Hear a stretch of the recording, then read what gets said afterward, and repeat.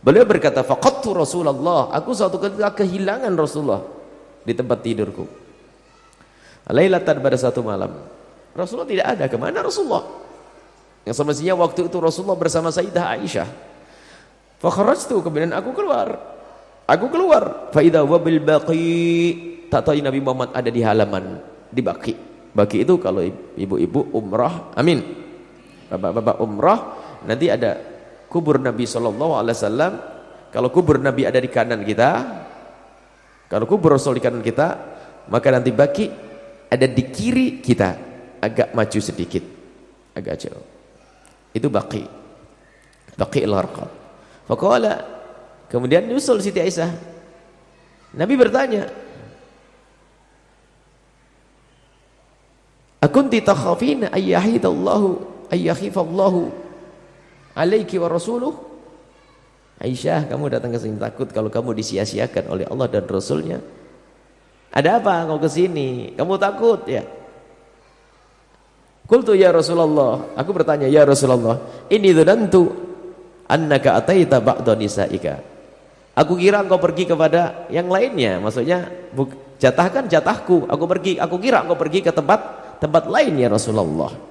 Kemudian faqala, kemudian Nabi Muhammad bersabda, innallaha azza wa jalla, Allah yang maha agung, Allah yang maha mulia dan maha agung, nazala yanzilu, turun, yanzilu lailatan nisfi min Sya'ban, di malam nisfu Sya'ban, malam ini ila sama'id dunya, ke langit dunia.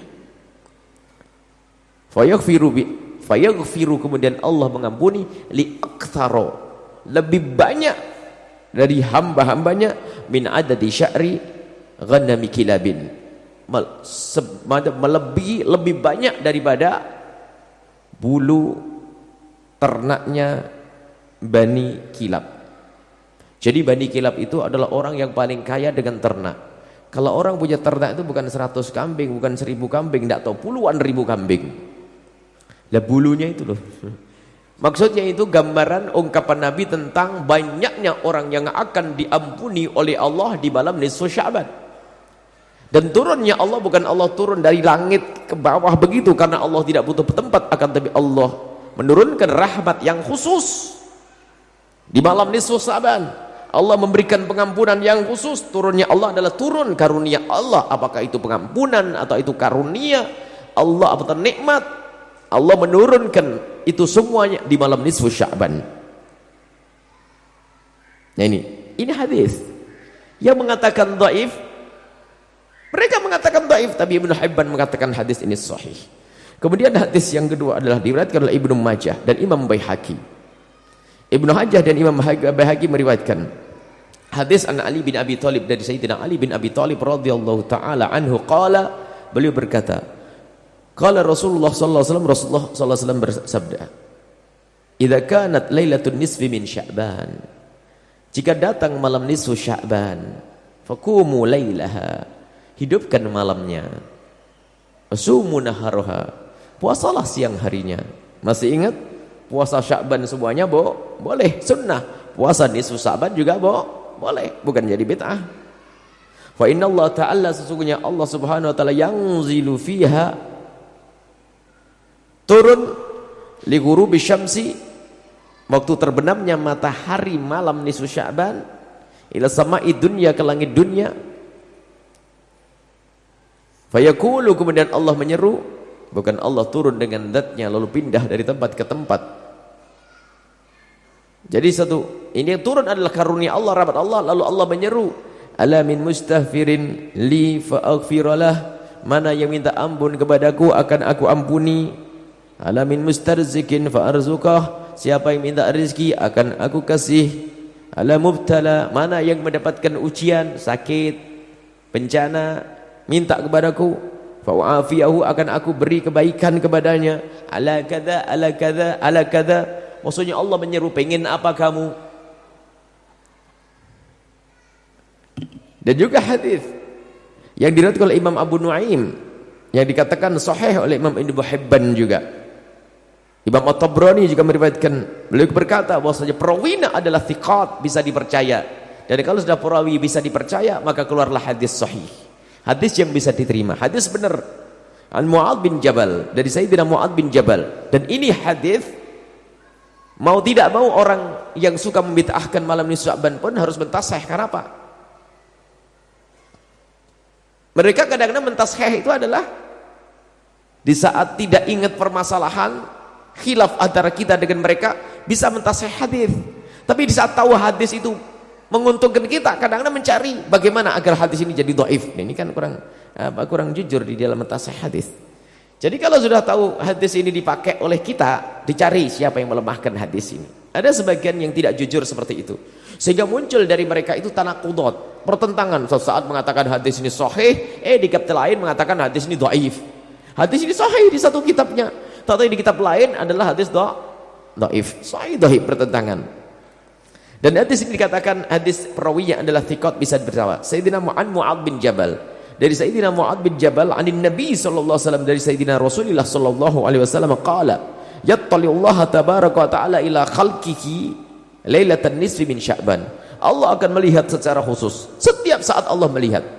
Tapi kalau sudah dikabarkan secara khusus, tentu pandangan atau Allah melihat dengan pandangan khusus. Hari ini Allah melihat kita, saat ini Allah melihat kita. Tidak ada yang tersembunyi dari pandangan Allah. Setiap saat Allah melihat kita. Akan tapi di saat dikukuhkan dengan satu sabda Nabi atau firman Allah, maka ini adalah penglihatan yang khusus, yaitu ada di malam nisfu Sya'ban. Kemudian di saat itu Allah fayaghfiru li jami'i khalqi, Allah akan mengampuni semua makhluknya. Allah akan mengampuni kita. Sehingga ada pengampunan yang diberikan oleh Allah hadiah, cuma-cuma diberikan kepada hambanya tanpa kita minta. Illa li musyrikin, kecuali orang yang menyekutukan Allah tidak akan diampuni oleh Allah subhanahu wa ta'ala. Au musyahin, Allah na'udzubillah, musyahin, orang yang punya kebencian kepada sama. Makanya pangkas kedengkian, pangkas kebencian. Sepanjang Isra Mi'raj, bulan Rajab, kisah Isra Mi'raj selalu kami arahkan khusus membahas tentang membersihkan hati, agar kita tidak punya kebencian kepada sesama. Masih ingat Pak, yang kita hadirkan dalam kisah Isra Mi'raj adalah membersihkan hati. Sayyidina Rasulullah yang hatinya sudah bersih, mau Isra Mi'raj dibersihkan. Sayyidina Abu Bakar untuk bisa menerima Isra Mi'raj dengan bersih hati. Dan ilmu solat sendiri ternyata ilmu membersihkan hati. Maka kalau sudah bersih hati, tidak ada dendam kepada sesama, tidak ada permusuhan kepada sesama, masuk bulan Sya'ban, masuk nisfu Sya'ban, tergolong orang yang diampuni oleh Allah subhanahu wa ta'ala, karena dia bukan orang yang musyrik menyekutukan Allah, dan dia juga bukan orang musyahin yang punya kebencian dan kedengkian kepada sesama. Dan hadis yang serupa diriwayatkan oleh Imam Ibnu Majah dari Abi Musa al-Ash'ari, an Abi Musa al-Ash'ari, dari Sayyidina Abi Musa al-Ash'ari radhiyallahu ta'ala anhu, an Rasulillah sallallahu alaihi wasallam, dari Sayyidina Muhammad sallallahu alaihi wasallam, innallaha la yattali'u fi lailatin nisfi min Sya'ban fayaghfiru li jami'i khalqihi illa li musyrikin aw munafiq. Allah akan melihat secara khusus kepada hambanya di malam nisfu Sya'ban, dan Allah akan mengampuni semua makhluknya kecuali orang yang menyekutukan Allah. Maka jaga imanmu, jaga akidahmu, jangan sampai akidah sesat, yang akidah diam-diam kita telah keluar dari iman. Yang kedua adalah munafik, orang yang munafik menyembunyikan kekafiran di dalam hatinya, bergaul dengan orang yang beriman, akan tapi hatinya lebih senang dengan orang yang tidak beriman. Dan kemunafikan adalah halus sekali. Adapun kaidah memahami kemunafikan adalah koreksi dirimu, bukan engkau mengoreksi orang lain, karena kemunafikan adanya di dalam hati. Kita tidak bisa melihat hatinya orang, akan tapi harus kita selalu korek-korek hati kita. Kita cermati hati kita. Kenapa kok aku lebih senang dengan budayanya orang kafir? Kenapa aku masih lebih senang berdandan dengan caranya orang kafir? Kenapa kok aku masih bisa terus merenung-merenung? Jangan-jangan aku ini munafik lah. Yang khawatir dirinya munafik akan terbebas dari munafik. Yang khawatir kalau dirinya masuk dalam kemunafikan, maka dia akan selamat dari kemunafikan. Yang hati-hatilah yang selamat. Baik, setelah kemunafikan itu kita pangkas, kebencian kita pangkas, kita jauh dari menyekutukan Allah, maka kita akan mendapatkan kemuliaan di malam nisfu Sya'ban. Baik, kemudian apa amalan di malam nisfu Sya'ban? Adapun amalan nisfu Sya'ban tidak ada amalan khusus. Boleh amalan apa saja. Apa saja amalkan, bisa melakukan sholat, sunnah, baca Quran dan sebagainya. Di sini kami hadirkan komentar para ulama tentang malam Sya'ban, tidak perlu kami hadirkan. Kalau sudah ini para ulama hanya sekedar pengukuhan yang kami hadirkan di sini. Tidak usah kami hadirkan di sini, ambil bukunya sendiri nanti dibaca sendiri. Yang jelas begitulah tentang malam Sya'ban. Adapun amalan-amalan di malam nisfu Sya'ban bisa kita langsung dengan berzikir-zikir memohon kepada Allah Subhanahu wa taala. Bisa juga kita berdoa dengan cara bertawassul, apakah tawassul dengan amal soleh atau tawassul dengan orang-orang soleh, tawassul dengan bacaan Al-Quran seperti yang selama ini dilakukan oleh kaum muslimin, para ulama membaca Yasin, tawassul dengan amal soleh. Hadis sahih Imam Bukhari, jangan sampai ada yang mengatakan baca Yasin di malam nisfu Sya'ban adalah bid'ah. Dari mana ente tahu bid'ah? Memohon kepada Allah boleh dengan tawassul amal soleh. Bertawassul dengan amal soleh disepakati, termasuk tawassul dengan orang soleh pun adalah disepakati, kecuali orang yang tidak faham tentang tawassul. Khususnya dengan amal soleh, hadis Bukhari tentang dua orang yang terperangkap di gua, kemudian memohon kepada Allah dengan menyebut kebaikan yang pernah dilakukannya, maka batu di gua itu akan disingkirkan oleh Allah. Disingkirkan batu perlahan. Maka tawassul dengan amal soleh. Maka seseorang membaca Al-Quran untuk bisa dikabul doanya oleh Allah, sesaat panjang umur, rizki, apalagi husnul khotimah. Ini adalah cara doa dengan membaca Al-Quran. Lah kok Yasin? Ya enggak apa-apa, ente tidak baca Yasin enggak apa-apa, baca Quran utuh juga boleh. Kok susah bener ente ini. Baca Quran juga enggak, orang baca Yasin dilarang. Ini kan orang sakit. Yang enggak hafal Yasin baca kulhu juga boleh itu. Nah, kenapa harus Yasin? Yasin familiar di masyarakat kita. Orang kampung di pojok sana hafal Yasin itu. Dan Yasin Quran atau bukan? Yasin Quran. Siapa yang melarang Yasin? Dan di sana ada memang riwayat, mau nerima atau tidak nerima. Riwayat tentang Yasin qalbul Quran, Yasin ini, Yasin ini, Yasin ini. Keutamaan tentang Yasin. Kalau seandainya tanpa ada keutamaan tentang surat Yasin, seandainya tidak ada keutamaan khusus tentang surat Yasin, maka katakanlah Yasin minal Quran. Surat Yasin bagian dari Al-Quran. Baca Yasin, kurang tambah surat Al-Baqarah sana. Yasin wal Baqarah. Semoga panjang umur baca. Bid'ah juga, tambah Ali Imran kalau bid'ah. Kalau bid'ah lagi tambah surat An-Nisa. Alah. Ini ada orang akhir zaman memang kerjaannya menghentikan, menjauhkan orang dari ibadah. Kalau sudah begini siapa yang bisa mengatakan bid'ah? Karena amal soleh, baca Al-Quran. Kenapa harus malam nisfu Sya'ban? Maksud ente gimana? Kenapa dikhususkan nisfu Sya'ban? Mengkhususkan nisfu Sya'ban karena kami mengamalkan ini agar kita menghidupkan nisfu Sya'ban. Kok enggak yang lainnya? Oh, yang lainnya ada lagi nanti malam Jumat Yasinan. Menurut ente juga bid'ah juga. Nanti gimana nih? Kita baca Yasin juga. Lah jangan, nah sudah ada Yasinan hari Selasa kok tetangga sebelah. Bid'ah juga. Ini adalah hamba-hamba Allah yang diuji lidahnya dengan kalimat-kalimat bid'ah. Kerjaannya adalah menyalahkan orang. Matanya sudah terakum, nggak bisa melihat kebenaran. Itu musibah karena kedengkian di dalam hatinya. Sudah jelas masalah nisfu Sya'ban, maka amalkan. Yang puasa-puasa, yang punya amalan khusus. Dan seperti kebiasaan malam nisfu Sya'ban kita berkumpul di sini karena riwayat tersebut menghidupkan malam nisfu Sya'ban dengan beribadah minimal mabainal isya'aini, antara maghrib dengan isya, atau itikaf di tengah malam. Karena ada pengkhususan di malam nisfu Sya'ban dari Nabi SAW. Nabi keluar ke Baqi mengkhususkan malam nisfu Sya'ban, lalu memohon kepada Allah Subhanahu wa taala. Baik.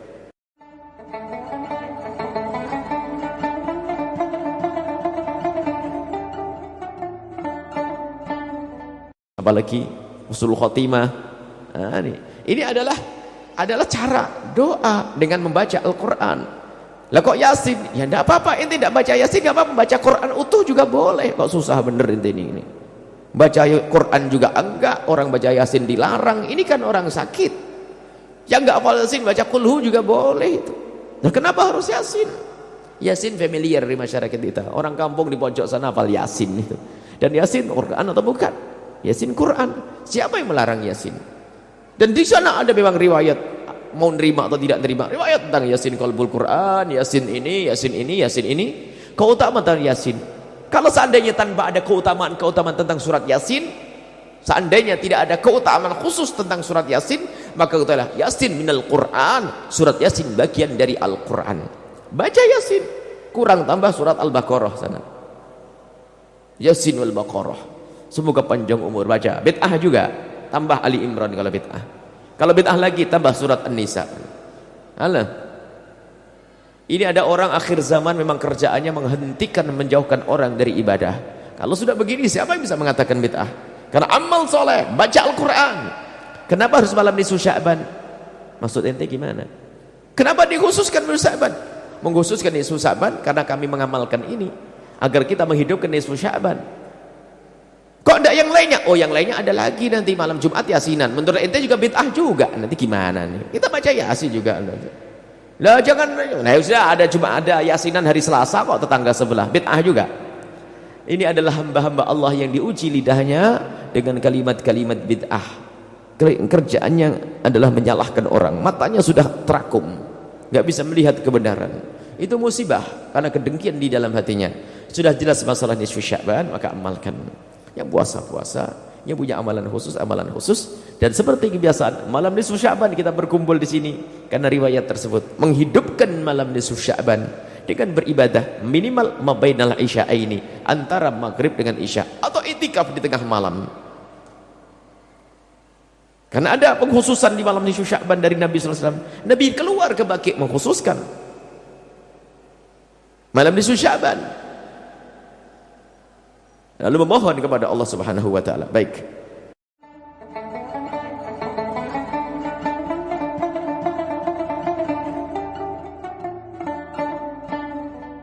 Dengan beribadah minimal mabainal isya'aini, antara maghrib dengan isya, atau itikaf di tengah malam. Karena ada pengkhususan di malam nisfu Sya'ban dari Nabi SAW. Nabi keluar ke Baqi' mengkhususkan malam nisfu Sya'ban, lalu memohon kepada Allah Subhanahu wa taala. Baik.